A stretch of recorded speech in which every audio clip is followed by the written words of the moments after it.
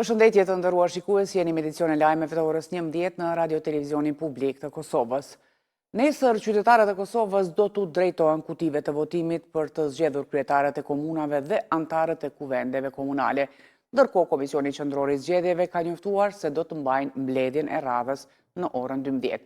Komisioni Qendror i Zgjedhjeve ka bërë të gjitha përgatitjet për një proces të rregullt dhe transparent. Prokuroria e Shtetit ka njoftuar se ka angazhuar rreth 100 prokuror dhe zyrtar të sistemit prokurorial për të mbikëqyrur procesin dhe për të proceduar çdo parregullsi të mundshme, duke ftuar qytetarët dhe institucionet që të raportojnë çdo keqpërdorim të votës. Policia e Kosovës ka përgatitur planin operativ Zgjedhjet Lokale 2025 në bashkëpunim me KQZ-n, prokurorinë, KFOR-in, EULEX-in dhe OSBE-n për të garantuar siguri dhe mbarvajtje të procesit. Ndërkohë nga mëngjesi, Komisioni Qendror i Zgjedhjeve ka nisur shpërndarjen e materialeve zgjedhore për votimin e nesër. Vendvotimet do të hapen në orën 7 dhe do të mbyllen në orën 19, ku qytetarët do të zgjedhin kryetar komunash dhe asamblejist për kuvendet përkatëse. Për të mundësuar votimin me kush në 38 qendra votimi, do t'jenë të hapura gjithsej 54 vetvotime, por votimi me kusht lejohet vetëm brenda komunës ku është i regjistruar votuesi. Sipas KQZ-s, në këto zgjedhje mbi 2 milion qytetar kanë të drejtë vote.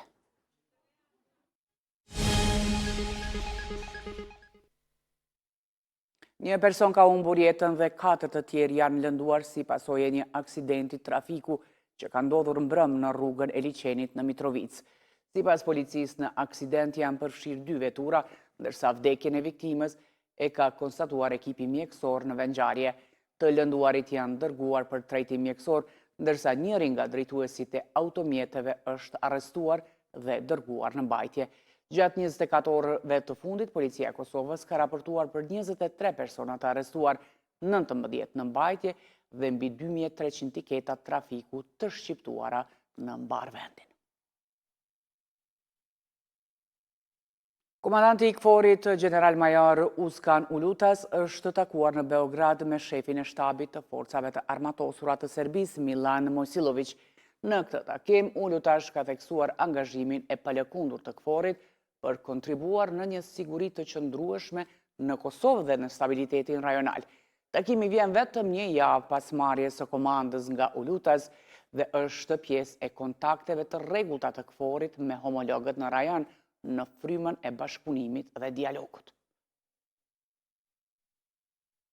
Autoritetet e Serbisë kanë liruar kosovarin Nezir Mehmetaj nga fshati Rudice Klinës pas më shumë se 5 vitesh burgim.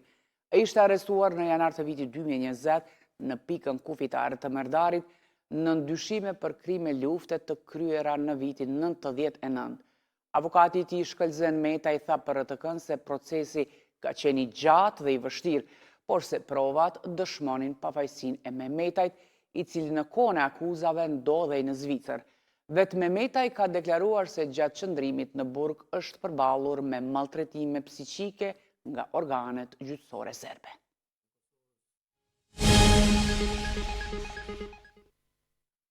Me 71 vota për Nenad Rashić është zgjedhur nën kryetari i kuvendit nga radhët e komunitetit serb.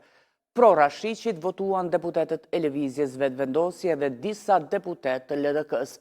Deputetët e PDK-s abstenuan nga votimi dhe menjëherë pas konstituimit të kuvendit, kryeministri në detyrë Albin Kurti e ka njoftuar kryeparlamentarin Dimal Basha se partia e tij, pra Lëvizja Vetëvendosje, si subjekt fitues i zgjedhjeve të shkurtit, do ta dërgojë emrin e mandatarit për formimin e qeverisë tek presidentja sipas procedurës ligjore.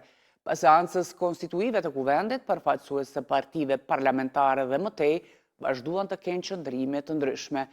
Albulena Agjiu e ka cilësuar këtë si një hap pozitiv, por ka kritikuar qëndrimin e PDK-s ndaj listës serbe.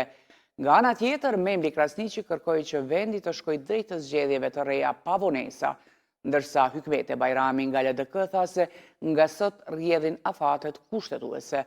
Ndërkohë lista serbe pretendon se kuvendi ende nuk është konstituar plotësisht.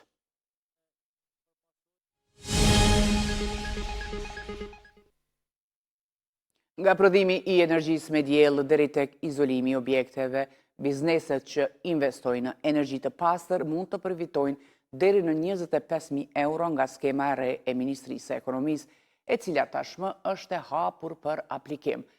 Ministria e Ekonomisë ka hapur thirrjen për aplikim në skemën e granteve për energji të pastër, e cila tashmë është aktive në platformën e-Kosova. Thirrja mbetet e hapur deri më 10 dhjetor dhe përveç financimit ofron edhe asistencë teknike për zbatimin e qëndrueshëm të projekteve. Programi financohet nga Qeveria e Luksemburgut dhe zbatohet në bashkëpunim me Kiesën.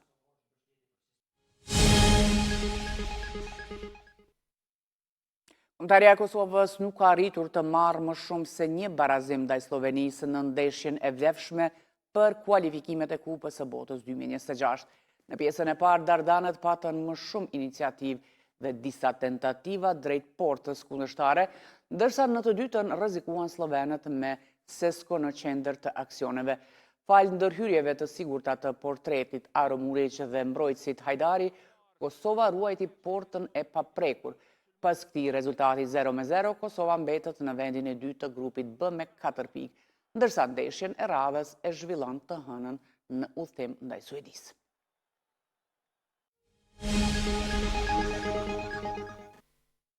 Mira palestinezë kanë filluar ecjen e gjatë nga jugu i Gazës drejt qytetit të Gazës, pasi armëpushimi hyri në fuqi në enklav të premten, edhe pse zona është shndruar në rënoja gjatë 2 viteve të fundit, ku nuk ka infrastrukturë energji elektrike dhe ujë të rrjedhshëm. Mijëra palestinezë që po rikthehen në qytetin e Gazës e gjetën qytetin e tyre të shtrirë në rënoja. Pothuajse gjithë popullsia e Gazës veriore ishte zhvendosur që nga sulmi i Hamasit më 7 tetor 2023 dhe zona është ndërruar në rënoja gjatë 2 viteve të fundit, ku nuk ka kushte bazike për jetesë, me infrastrukturë të shkatruar pa energji elektrike dhe ujë. Një zëdhënës i forcave të mbrojtjes izraelite tha se njerëzve u lejoi të lëvizin nga jugu në veri nëpërmjet rrugës bregdetare Al Rashid dhe rrugës Salah al-Din në qendër të rripit të Gazës. Ndërsa Izraeli detyroi shumicën e banorëve të Gazës veriore të largoshin nga zona në fillim të luftës, ai lejoi për një kohë të shkurtër njerëzit të ktheheshin në disa pjesë gjatë armëpushimit të fundit në janar. Por ky kthim në shtëpi ishte i shkurtër për shumicën, pasi Izraeli urdhëroi përsëri një evakuim të plotë të qytetit të Gazës në fillim të shtatorit përpara një pushtimi toksor në qytet. Forca izraelite ka thënë atë kohë se 640.000 njerëz ishin larguar nga qyteti pas urdhërit të evakuimit.